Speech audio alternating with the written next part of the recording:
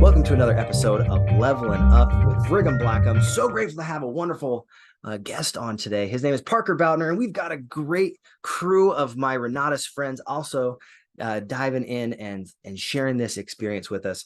We're going to be talking about systems of transformation. And one of the cool things that Parker does is he is a wholesale butterfly salesman. He's been creating these perfect environments and systems so that butterflies can flourish, and he can time them so that he can sell these awesome kits.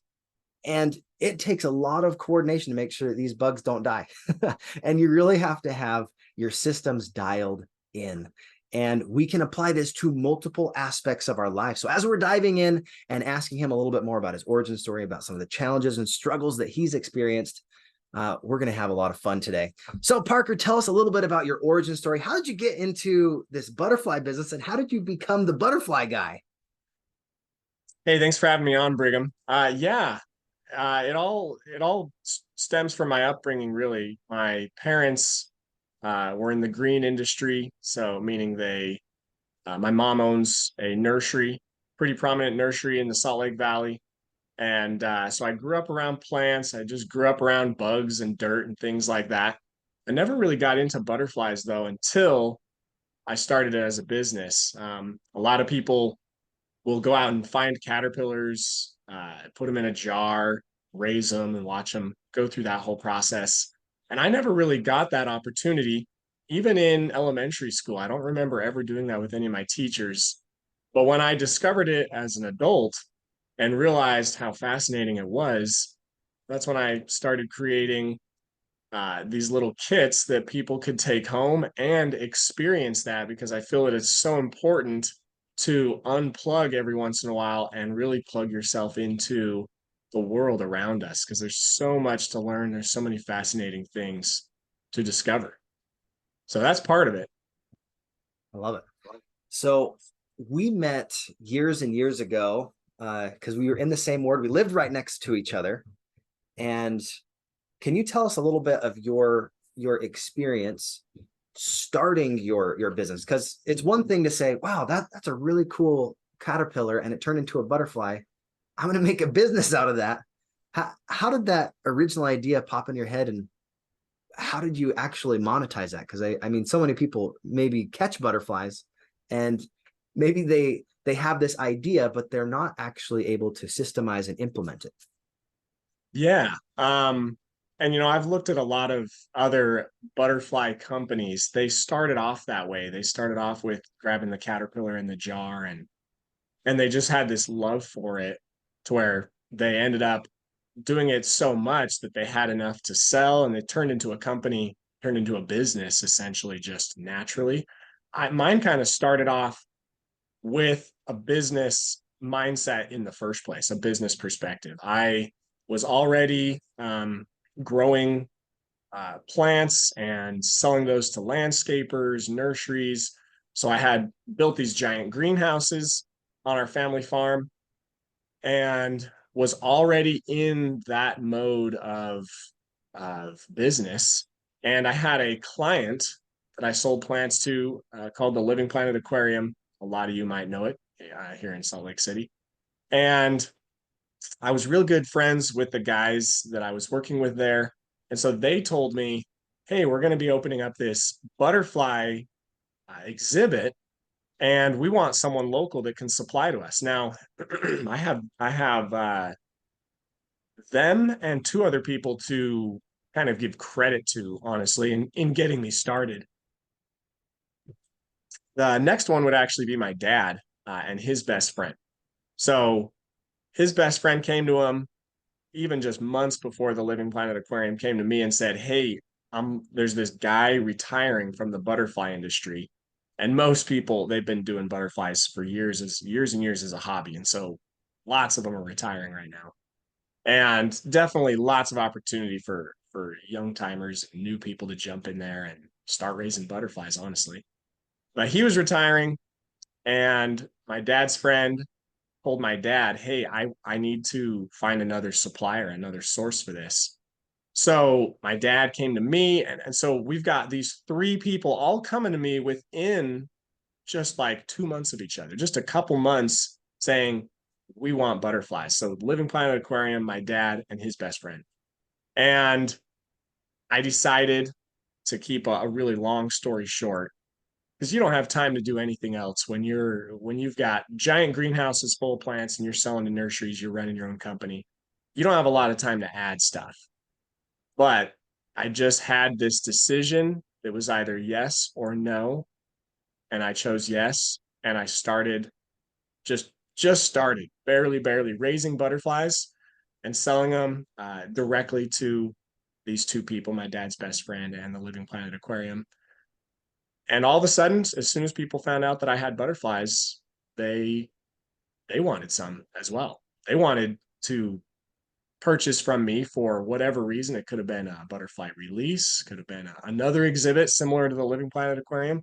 And so right off the bat, this was a business venture. I needed something, I needed income to provide for my family. I needed a way to produce income more than what I was already doing. And we'll get into systems, but it all stems back to, none of my systems were in place very well, even with the companies I was running before butterflies. It was really the butterflies themselves, as well as other life coaches I was hiring, that helped me understand the importance of systems and what's a good system that works. So to answer, and we'll go into more of that later, but to answer your question, yeah, this was a business venture right from the get-go. I love it.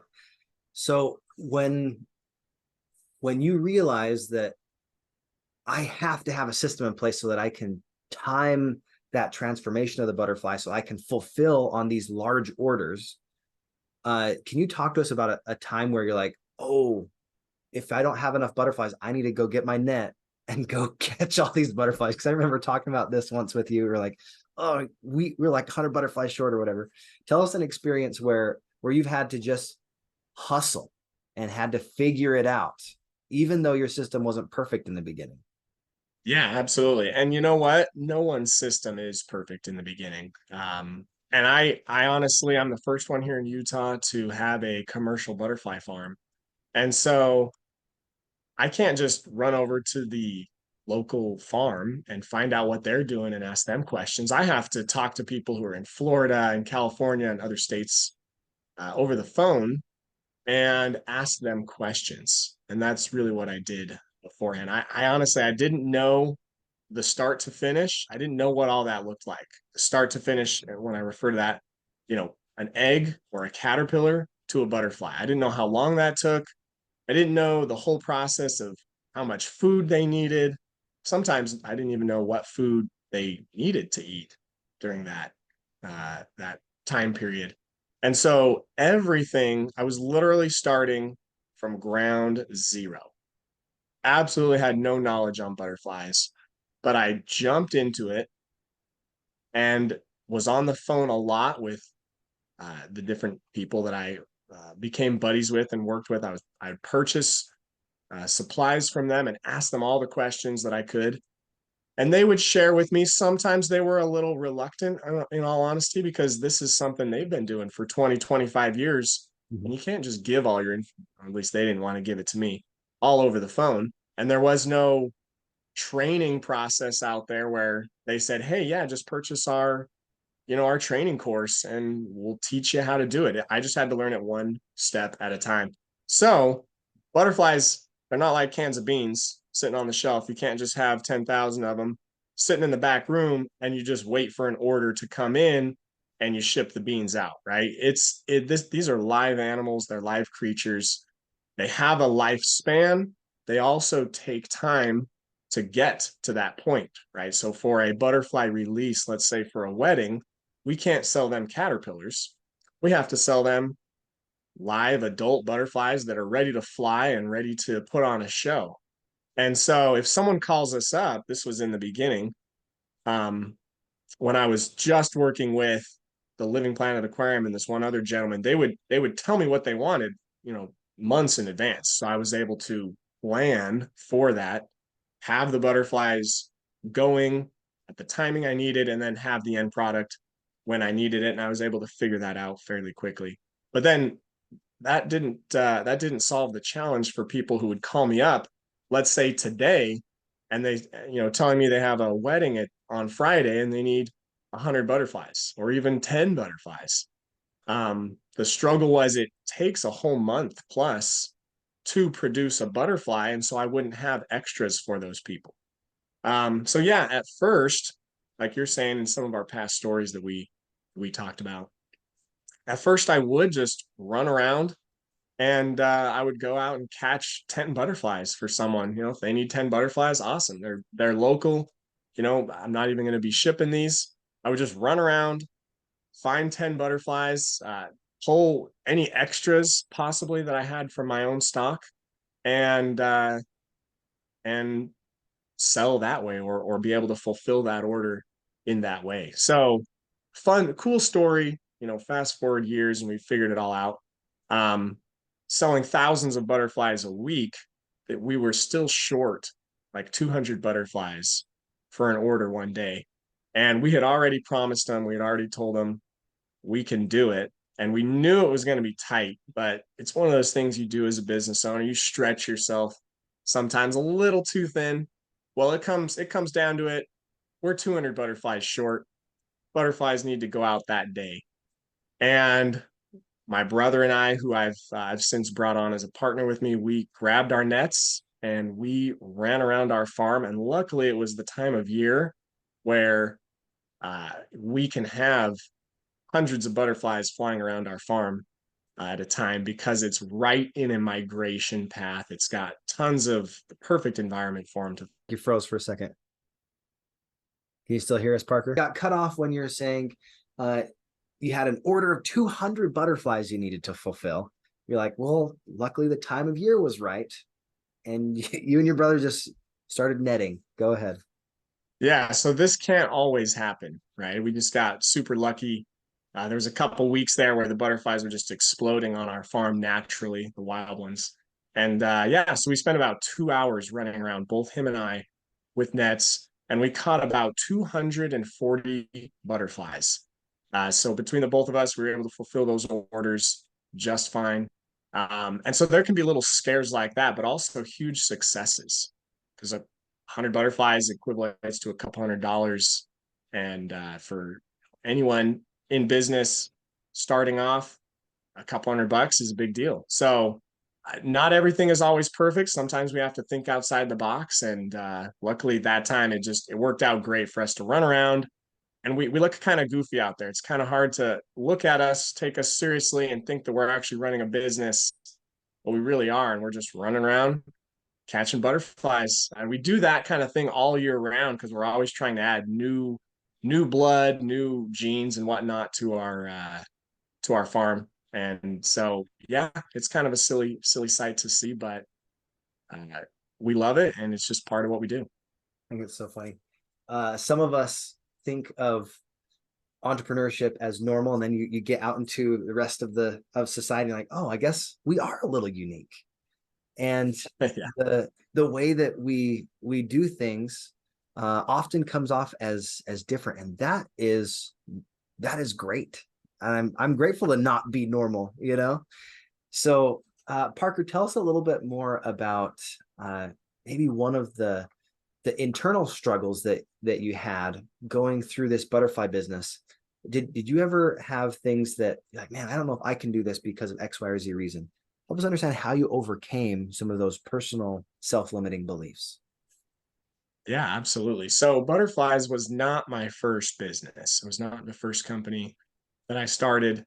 And I've had plenty of other startups, fails, and luckily none of those really required a lot of overhead. They were all just ideas that I had of some sort of service I could provide, and I went out there and started providing that service.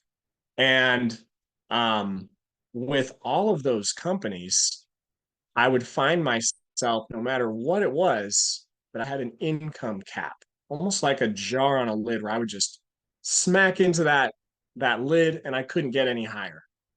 I would come up with another idea, something with less overhead, something that was just different, and I would dive into that and I'd be giving it my all.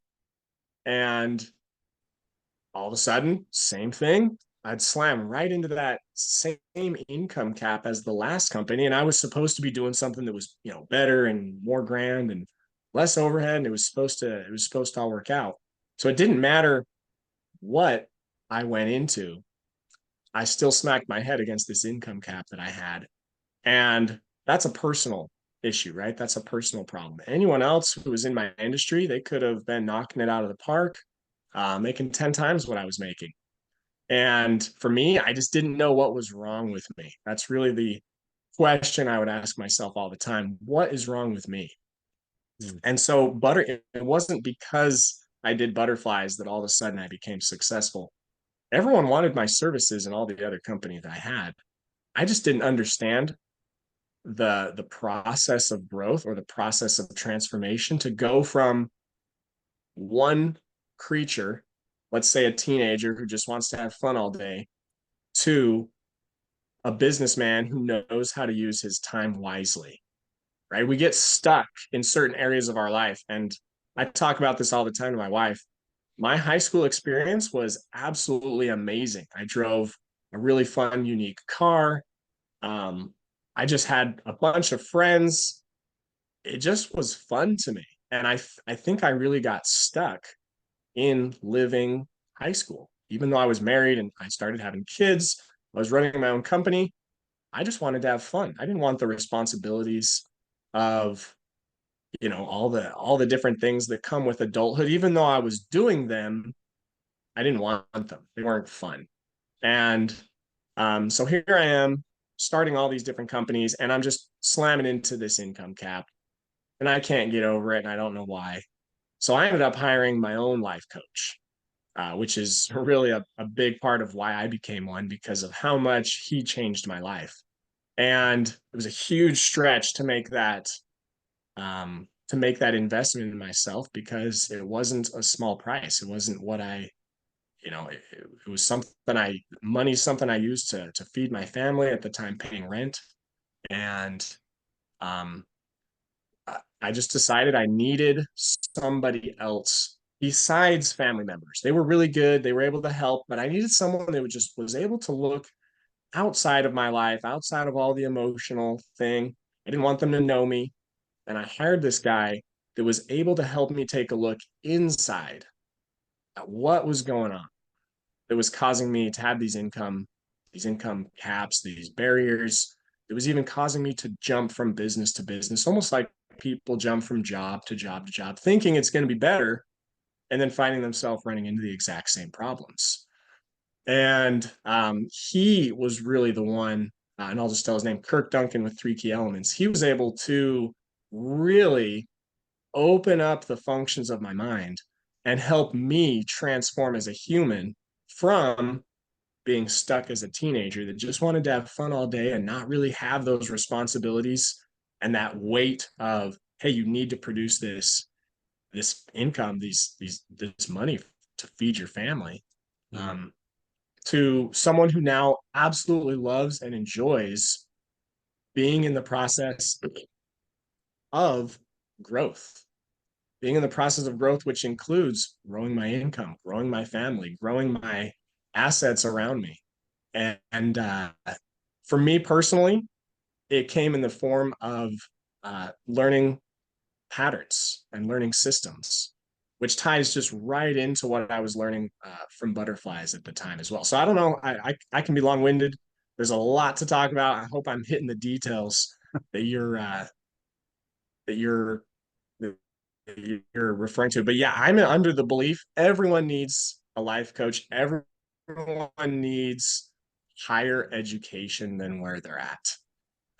Whether it's in relationship wise, in your marriage, in your business, all the people that I look at, because I'm a people observer, if they have a life coach, they're rocking it, because there's somebody else who's not emotionally involved, who's looking at their practices, looking at their life, and is able to help them see around corners that when we're in it, when we're in the emotion of it, we get clouded so easily. And so um, learning to clear that chaos, clear the fog, you could say, is just so valuable. I think everyone needs that at least somewhere in their life. Absolutely. I totally agree. And what's interesting is sometimes your life coach is not the best for your business. And sometimes your business coach is not the best for your life. And you find people that you resonate with and that they can see around those corners for you. I love the way that you said that. Now, uh, Parker, as we are trying to understand how we create a system, I know you got into our profits courses and started understanding a little bit more that way. But what was it about actually writing down, if this happens, then this happens, and writing down that system that has helped you been able to fulfill on not just like a dozen or 2 dozen or a couple hundred butterflies, but literally thousands of butterflies in a specific time frame? Because that seems like a big challenge. So how have you been able Yeah. to do that? Um, there is actually there's a training there in that profits course that you're mentioning that was really, really helpful. And I wish I remembered the guy's name. Eric But Counts he about automation, right? see the sticky Yes, note yes. method. I've actually given that idea and that method to a lot of my clients as well as my own team in in writing out a process from start to finish and all the different ways that it could go. Now for me, what's a little different about what I did is instead of having all the different options, I decided to just choose one and simplify and say, hey guys, this is exactly what we're gonna do every time. Um, and I remember for me, I got out a piece of paper and I just started drawing pictures. Okay, how do I get this end result? I actually started from the very end. I need to get a butterfly kit in someone's hand. Let's just use that. We sold about 4,000 of those last year. And so on my spiral notebook, I drew a picture of a person holding a bag in their hand, and it was our butterfly kit. And then I said, okay, what's the step previous to that? Well, we have a pickup, process here where we don't really come, especially it was during COVID. We didn't come in contact with people. We just put it in a cooler, and they could come and pick it up anytime they wanted. So it was in a cooler out by our gate. That was the step previous, is we had to actually put it in there. And the step before that was we had to put all the stuff in a bag. So there was like 6 different things that we needed to have in that bag. And then from there, it actually branched off into uh, like 4 different processes to get all those things in that bag. So it started becoming really extensive, honestly. And I started using multiple pages and just writing the whole diagram, the whole timeline out from start to finish and the timing of it all. And it was so eye-opening to have all of those things written out in front of me as pictures. I'm a picture kind of guy. I'm very, very right-brained. Um, Data is really tough for me, but I have been able to implement a lot of data here in the past couple of years, and it's been phenomenal as well. So to start off, just having all those pictures in front of me of start to finish, all the processes. Once I wrote all that down, and I hope I'm not being too vague here on this, it was almost like my mind was opened to seeing every single part of the process. And so I started seeing where we keep failing, why that full finished product wasn't getting out into the pickup cooler, why we might have too many, too much of a product and no one to come and pick it up. And so I was able to see there's all these little pieces. Where's my most important aspect of all this? Where's the part that if I don't focus on, if I just ignore, it kind of messes everything else up down the line, right? So think about laundry. If you just leave all your dirty laundry in the big laundry basket and you never sort it, you never throw it in the washer, it sabotages the whole rest of the line, and you'll never have clean clothes. And so, pretty simple, right? But for something that was more complicated, I didn't think of business that way until I wrote it out into this big diagram of pictures. And I was able to see, okay, there's product that we need to actually purchase and have on hand. We were always running out of stuff. So in the middle of production, it was like somebody had to stop and run to the grocery store and go buy something. And that would slow us down. Um, when I was, busy with other things, I wasn't focused on getting the butterflies to lay eggs. Super, super important part. Now, without this diagram written out in front of you, I could go on and I could tell you all, 300 parts to it or 50, 50 different parts to it. But basically, the the gold nugget that I got from this was having everything in front of my eyes rather than behind my eyes in my brain, right? If everything's just bouncing around up in your brain, you got this big complex diagram and you can't really see where you're failing, where you're doing amazing. It's all just rolling around in there. And we've got that rolling around in there. We've got, fears and beliefs rolling around in there. We've got all of the time we're supposed to be spending with family and friends and the relationships there and the drama of life. Everything is rolling around in our head.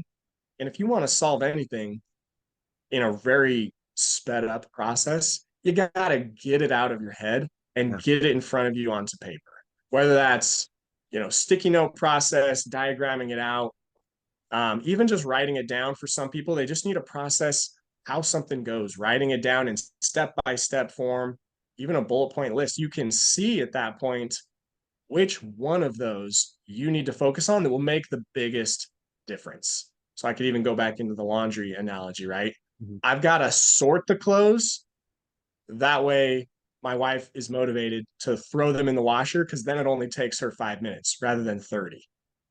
So for me as a business owner, what do I need to do so that my team is super effective and efficient and we're not all running around confused and lost and wondering why the ball keeps getting dropped. It's my responsibility as the owner. So uh hope that helps. And Absolutely. And what's cool is that frees up your mind to find next levels of your business, because you're recognizing pinch points and you're recognizing other issues that are coming up.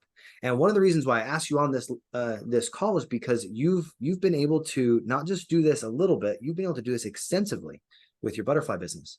And it's something you can apply to real estate. It's something you can apply to any element of your business, but you have to write it down. If this happens, then this happens. And a great takeaway I thought that you excuse me, that you brought up was you began with the end in mind. Began with the end in mind. This is what I want to accomplish. This is my definiteness of purpose. This is why we're creating all this system. Where are we going to be able to fulfill on that? And what's the time frame? So simple, and yet sometimes because it's simple, people don't do it. I remember my first time figuring out this with my cleanings and figuring out this with my short-term rental business. I literally had to write it on a Google document and then ask myself, is this what needs to happen? And is there a better way? If we don't get it out of our head, we can't answer those questions easily. It's all gobbledygook. It's jumbled up in there, and getting it from behind your eyes to in front of your eyes. I thought that was a great insight. yeah, So so let's use a simple checklist as an yeah, example, right? So somebody opens an Airbnb or heck, you're even trying to just leave the house and go to family activity, go to church. There's always something you forget. Last minute, you're going to close the door. You've cleaned the Airbnb, you got it all ready to go. Oh, there's one more thing. And you always remember it right as you're leaving. Oh, yeah, one last thing. Same thing with leaving the house. Oh, no, we're in the car driving down the road and we forgot the baby's bottle and the diapers and whatever else. Because I'm a family guy. I got 4 little girls at home. So that's always big on my mind.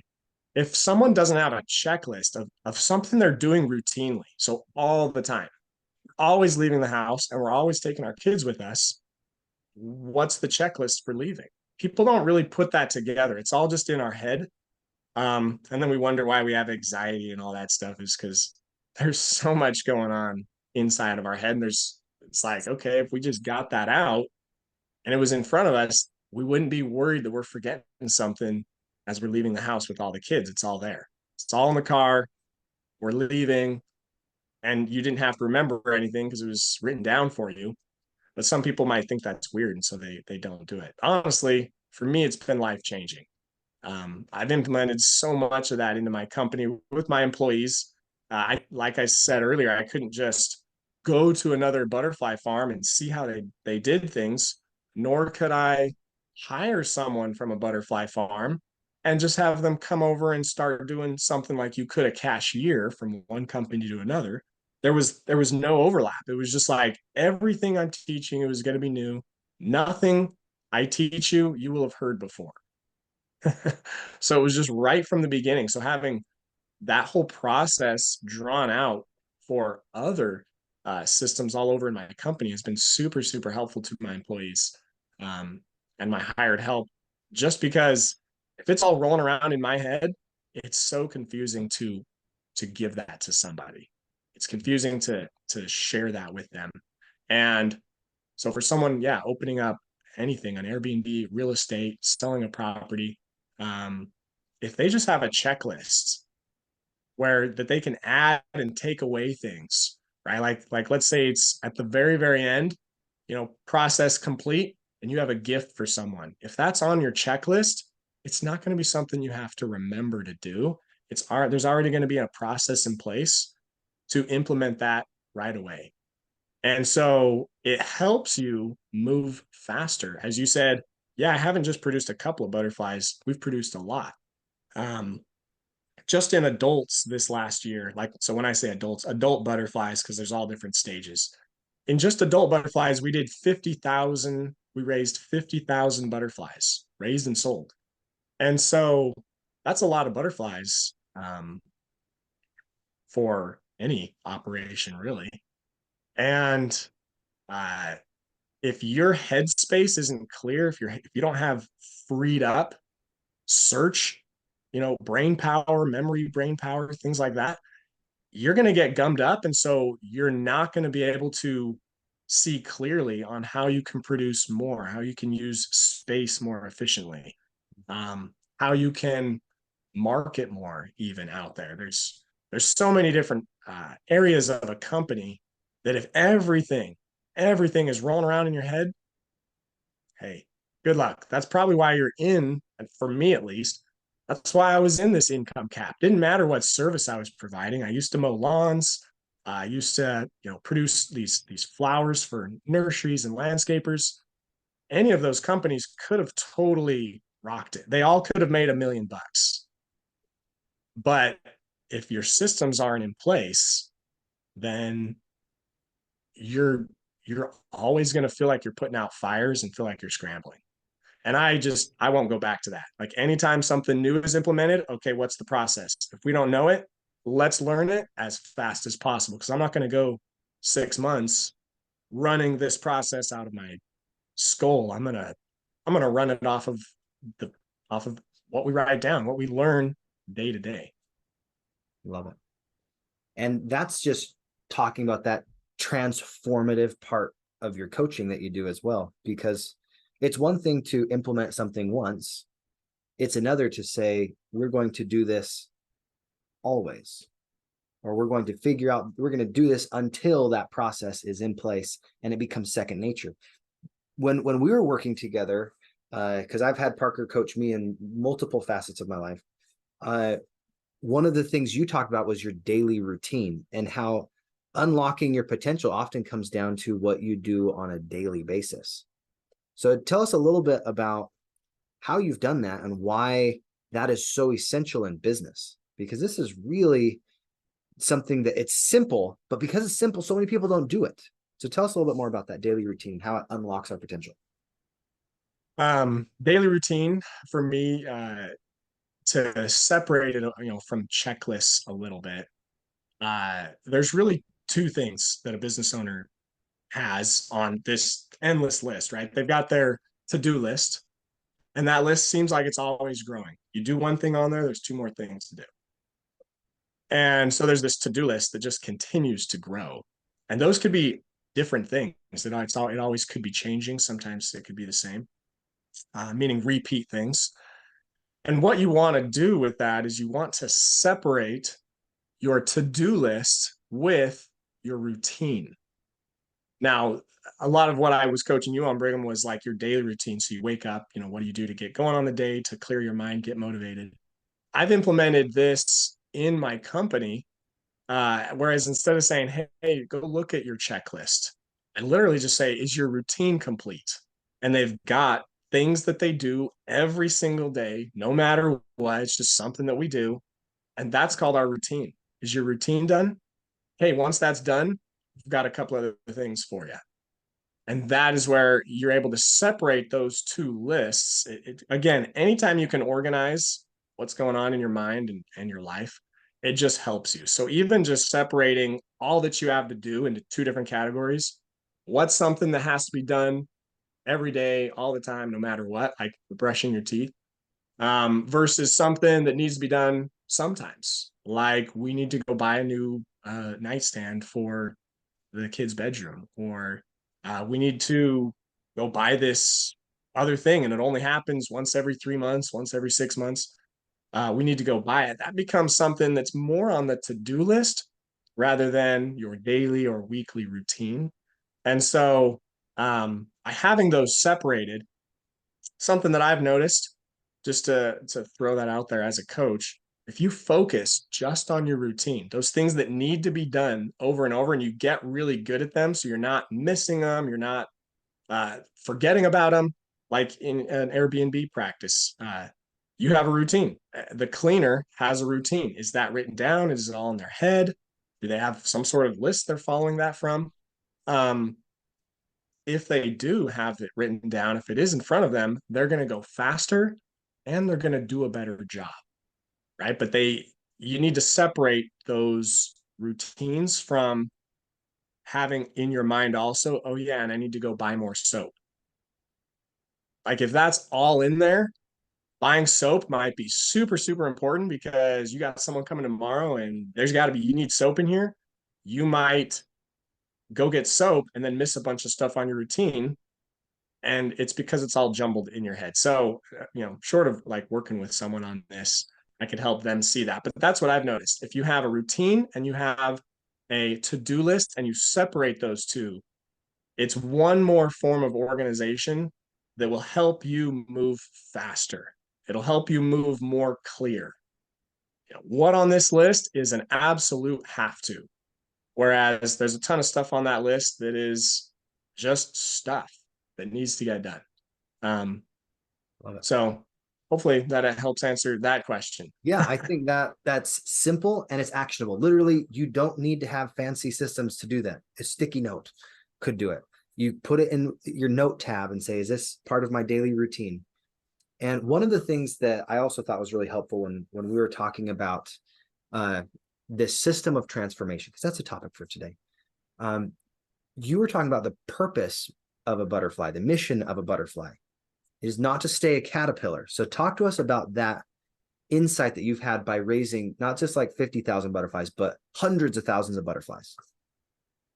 Yeah. So butterflies from birth have a goal, they have a mission, and they go through four different phases. And it's only in that fourth phase, that fourth and final phase, that they can actually accomplish any of their mission, right? One of them would be to reproduce. For the monarch butterflies or any butterflies that migrate, it would be to fly or travel thousands of miles, anywhere from 1,500 to 3,000 miles. In any of those other three stages, that simply can't be done. So butterfly, egg hatches into a caterpillar, and even if that caterpillar grows nice and big and juicy, nice and large, it can't travel 1,500 miles until it's gone through its complete and full transformation process. And you could even call that a routine. It happens every time with every butterfly, starts as one stage, and it goes through all four of those stages until it can finally do what it needs to do. Another one would be pollination. Um, so every butterfly has a mission, has a journey to go on. And I think that as I'm remembering the story that I told you, let's say a caterpillar on a plant said, hey, it's time to fly to Mexico. I've got to get there to my overwintering grounds. It's going to jump off that plant. And no matter how many times it jumps off and crawls back up, the same thing is going to happen. It's going to splat to the ground, won't necessarily kill it, but it's going to hit the ground and it's going to walk back up and it's going to do that over and over and over again. And the same result is going to keep happening until it goes through its whole transformation process. And I think for a lot of us as humans, we are stuck somewhere. But we think the end goal is, it's that place in Mexico. Let's say it's a vacation. um, we're going to keep, if we're not fully developed in our processes, in our mindset, we're going to keep jumping off that plant, trying to look for a new end result that happens. And so for me, having that income cap, right? Income cap. Let's jump off this plant. Let's go to a new plant and jump off that one. Let's go to a new thing and a new thing over and over and over again. The same result kept happening. And so yeah, you've got to go through, every person needs to go through that transformation process. And honestly, what it is it's a restructuring. A caterpillar is born with all of the different DNA, I don't know what all the things are called, but just DNA genetics to grow wings, to be able to pollinate, to fly. All of those things are hidden inside the caterpillar. They've actually taken a caterpillar. I just watched this on YouTube the other day. They've actually taken a full-grown caterpillar and they cut it open, and they found that there's wings in there. There's all sorts of different organs and things like that that are simply hidden until that butterfly goes through its full transformation process and those things internally can develop. So for us, we've got functions inside of us. We've got functions of the mind, desires, beliefs, things that we want to create, but they're just dormant. And if we don't know how to wake those up or start practicing those, then we're going to be like that stuck caterpillar, stuck on a plant somewhere, doing the same thing we've always done. And every time we jump off, because our goal is to, let's say butterflies, goal is to migrate to Mexico. We can't do that stuck. But once you go through that transformation process and you grow those wings, you actually do a couple things. You become stronger, you become faster, and you become lighter. And at the same time of all that, you can accomplish that goal of traveling thousands of miles to your destination, to where you want to go, whether that's growing your business to a certain dollar amount per year, whether it's doing a certain number of transactions in a month, in a week, in a year, whatever that looks like. If you feel like you're stuck, it's because there's some sort of internal uh, chaos that's going on that needs to be looked at. And just like a caterpillar, you guys may have heard that caterpillars, they kind of turn into soup. It's kind of true. It's kind of true. Their body literally, when they form that chrysalis to become a butterfly, their body kind of liquefies and then restructures itself. So all the processes are there to make that happen. But are we ever going through that in our life? Do we ever take a moment of pause where we take a look at our structure of our day and see how we need to reconfigure some things, restructure, even, our morning routine personally? Are we waking up at 40% energy? How can we get that to 50? How can we get that to 60? Are there some things that we can restructure so that we have more energy, we have more brain power to solve our problems? And so it's honestly, for us to transform is really just a restructuring process, whether it's of our life and our outside circumstances or internally, which is what I work on, learning the functions of our mind and helping, really make those flourish. I love it. And I hope you guys got that same amount of benefit hearing that all of us inherently have abilities and skills that are dormant until we're able to really calculate, here's the routine that will develop those things. And then here's the to-do list. I loved how you made that distinction. And this process of transformation, it's not something that just happens overnight. I'm curious, while you're working with clients, while you're working with these butterflies, how do you stay patient, knowing that in your mind, in your vision, that they have a destiny of going to Mexico, right? And migrating to Mexico, or they have that destiny of pollinating all these different flowers. You keep that end in mind. How do you do that as a coach, and how do you do that as a business owner to keep that vision? So you mentioned a little bit about timing. Um, Now from caterpillar or egg, caterpillar to butterfly, process takes about 4 to 6 weeks for these guys. And I honestly think someone can turn their life around and start going from what might have been a plateau trajectory to even just one notch in the upward position. Just one bump, one notch upward, forward in progress. And they can do that in 4 to 6 weeks. Yeah. I was just on a meeting this morning with a client. I was teaching him about a vision board. A lot of people, a lot of people have super mixed feelings and emotions about a vision board and what it is. And honestly, for this guy, he was just using it wrong. You're not supposed to put some huge thing that's 10 years out there on your vision board and then go out and do your day-to-day stuff. That totally does work for some people. The way I teach it is a vision board is a tool to help you in your direction.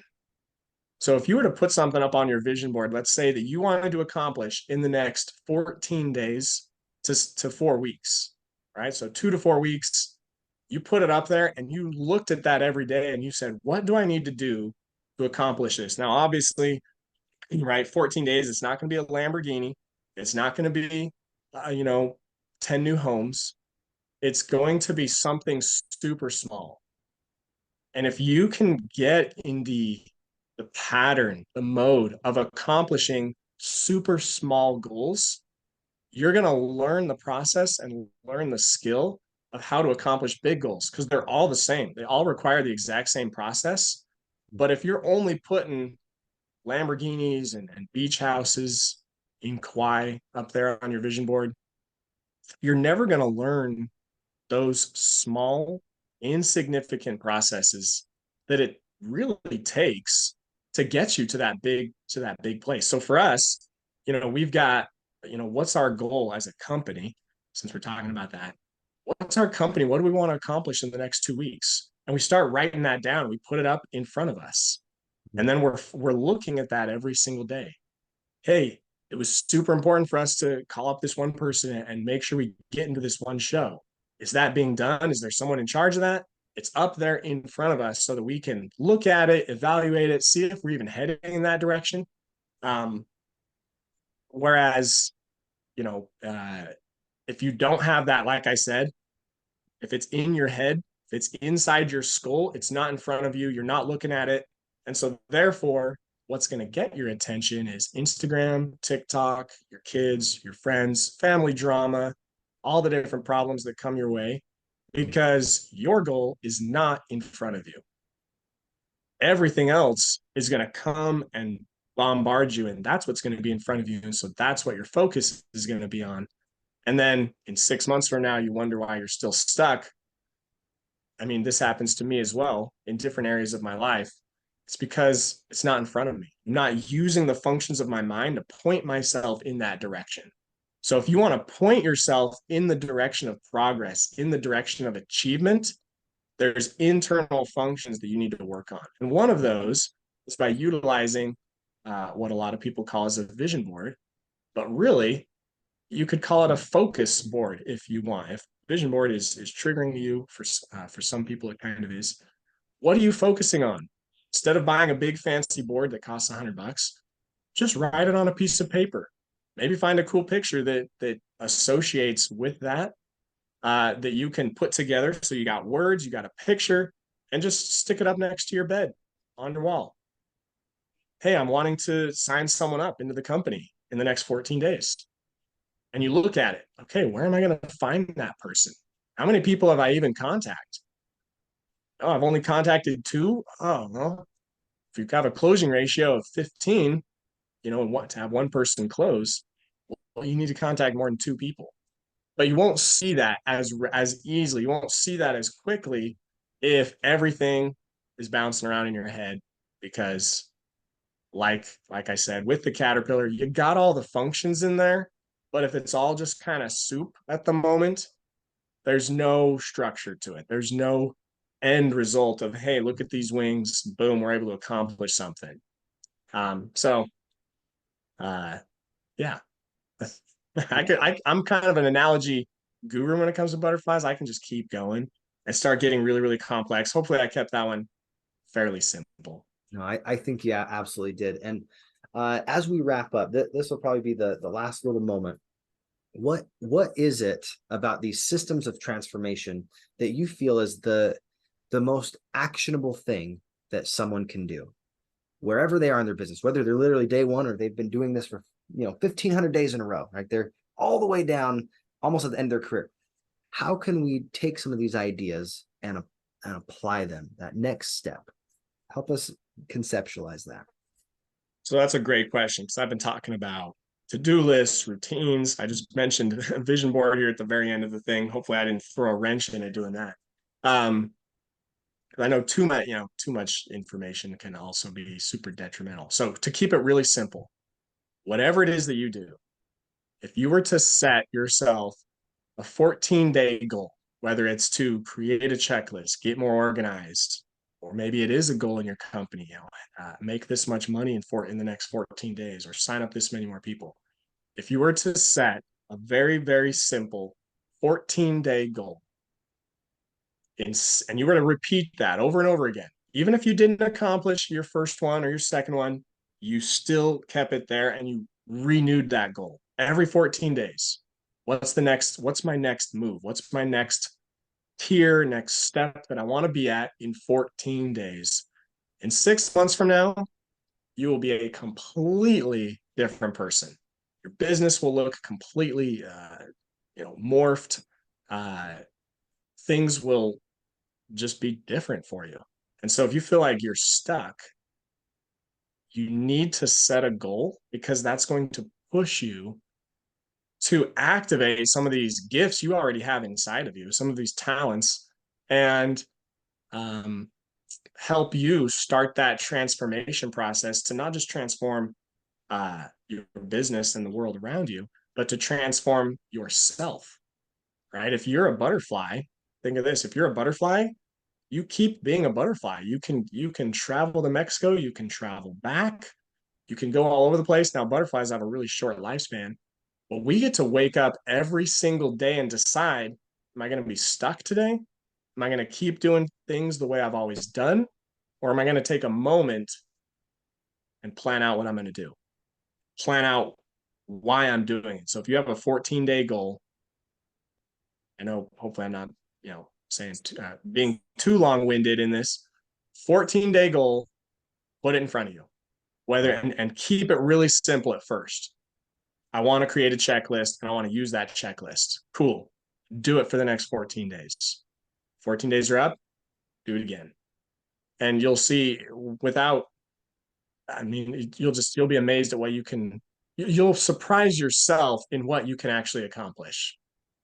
But you're going to have to start to decide what you're going to give up at the same time for that. You're going to give up some scrolling time on Instagram? Or are you going to, give up those other things that we do that kind of help us get through a day, mindless activities where you're just going through the motions, going through the rhythm? You're going to find out after 14 days, I'm not even close to accomplishing this thing. What do you got to change? You got to change something. That's why it's a restructure. And it can be something small, something big. 14-day goal. Number one thing you can take away from this, and keep that going. I love it. Thank you so much, Parker. Very actionable, simple. And notice he didn't say 14 different goals. One thing, 14 days. One thing, right? Don't be torn in 10 different ways. One thing.